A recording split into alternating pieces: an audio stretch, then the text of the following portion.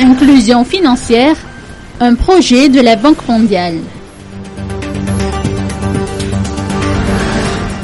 Cette miracle à l'inclusion en général, c'est une contribution à l'inclusion, pour s'assurer que cette croissance dans le futur soit plus inclusive.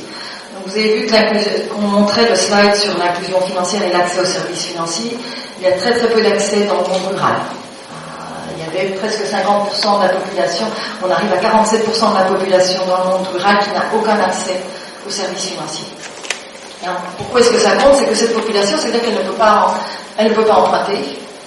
Donc le jour où vous voulez planter votre riz, si vous n'avez pas le cash à disposition pour acheter des semences, vous êtes déjà coincé, vous êtes déjà dans une situation sous-optimale.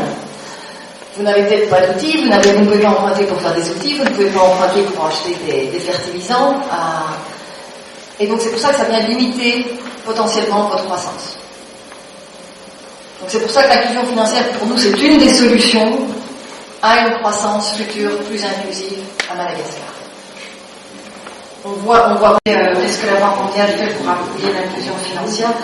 Il y a en fait un projet qui a été approuvé récemment, un projet qui s'appelle Inclusion financière, de 45 millions de dollars, qui est en partenariat avec la Banque centrale et avec le ministère des Finances, qui cherche à soutenir la mise en œuvre de cette stratégie d'inclusion financière qui a été brièvement présentée, et qui cherche surtout à développer deux aspects.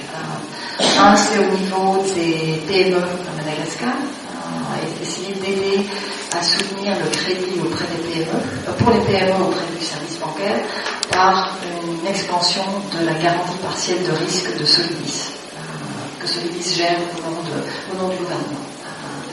Et cette garantie partielle de portefeuille permet en fait aux banques, encourage les banques à prêter aux PME, en se disant que si la PME venait à ne pas rembourser, la banque pourra faire appel à la garantie partielle de risque.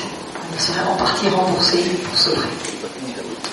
Ça permet entre autres aux banques de réduire leur taux d'intérêt, parce qu'il y a un risque plus faible dès lors pour elles de prêter à des PME, donc elles réduisent les taux d'intérêt, et là ça devient beaucoup plus intéressant pour les PME d'emprunter aux services bancaires. Donc c'est une façon de stimuler la croissance économique pour les PME qui en général n'ont pas aisément accès aux services financiers non plus. Le deuxième groupe qui n'a pas accès aux services financiers aisément, comme on l'a vu, ce sont les ménages. Et dès lors, le programme soutient l'expansion des services mobiles, d'argent mobile, en particulier pour deux types de services. L'un, ça va être le paiement des salaires de groupes de fonctionnaires, va se faire, particulièrement dans le monde rural, va se faire